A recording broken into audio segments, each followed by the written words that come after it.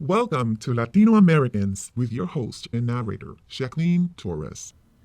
Everything You Need to Know About Latino History by the author Emilce Novas. She is an expert in Latino history, culture, literature, and human rights. We will start today with what was the Monroe Doctrine.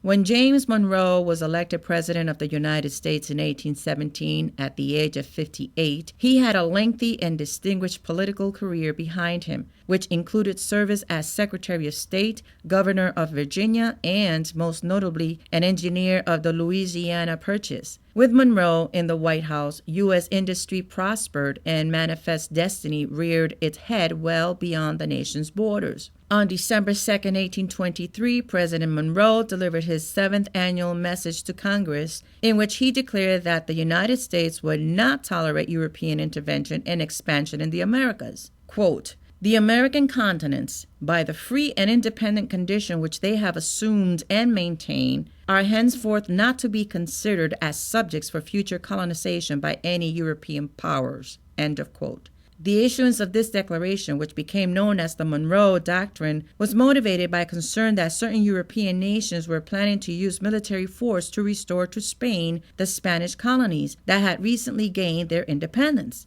There was also concern that England was flexing too much muscle in the hemisphere, having seized territory by nibbling off Belize and the Mosquito Coast of Nicaragua, and that France, under Napoleon III, had designs on Mexico and intended to turn it into a client state by imposing a Habsburg prince on a briefly restored Mexican throne. The Monroe Doctrine sent a clear message to the empires of Europe to cease and desist. However, the Monroe Doctrine did not contain any language about the United States doing the same, that is, refraining from interfering in colonies and nations in the Americas that were not its own. In fact, the Monroe Doctrine clearly implied that the United States had designated itself the protector of the Americas. Thus, while it appeared at first glance to be a straightforward exercise in isolationism and a good neighbor policy toward the fledgling new republics to the south, such as Mexico, the Monroe Doctrine actually paved the way for the free ride U.S. imperialism was to take throughout the Western Hemisphere during many decades to come. Puerto Rico was one of the stops along the way.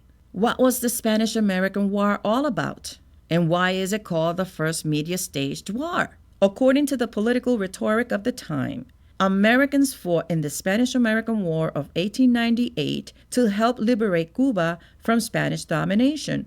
Of course, no attention was paid to the fact that Cuban freedom fighters, Libertadores, José Martí and Antonio Maceo y Grajales, along with others, had already made great strides toward liberating their country on their own.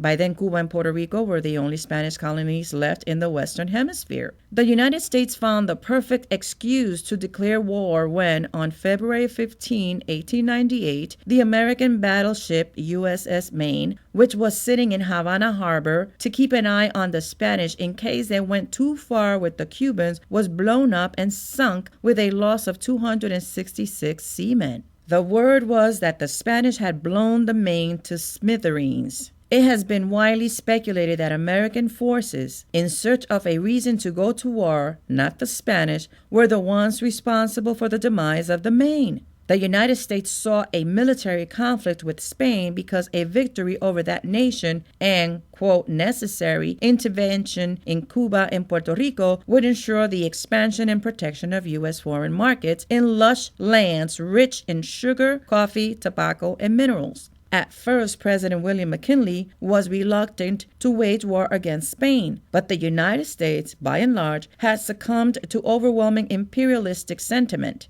Riding that wave of pro-war sentiment were certain influential politicians and bigwigs in the media. Henry Cabot Lodge, the powerful Republican senator from Massachusetts, and his close friend Theodore Roosevelt, who was then Assistant Secretary of the Navy, both lobbied intensely for U.S. military involvement in the Caribbean. In 1897, Roosevelt supposedly declared in correspondence to a friend, quote, "In strict confidence, I should welcome almost any war, for I think this country needs one," close quote. Newspaper barons William Randolph Hearst and Joseph Pulitzer were both staunch supporters of a war. They had learned from the American Civil War that wars sell papers and thus boost profits. The Hearst and Pulitzer papers began running stories, many of them true, about the atrocities that the Spanish were committing against the Cubans and urging the president to intervene. William Randolph Hearst is said to have dispatched artist correspondent Frederick Remington to Cuba in 1897 to send back sketches of bloody atrocities. When Remington couldn't find anything truly dreadful to paint, he sent a cable to Hearst in 1898 asking for permission to return home. Hearst was furious. Quote, "Please remain," he cabled back. "You furnish the pictures and I'll furnish the war," closed quote. Thank you for listening to Latino Americans with your host and narrator, Jacqueline Torres.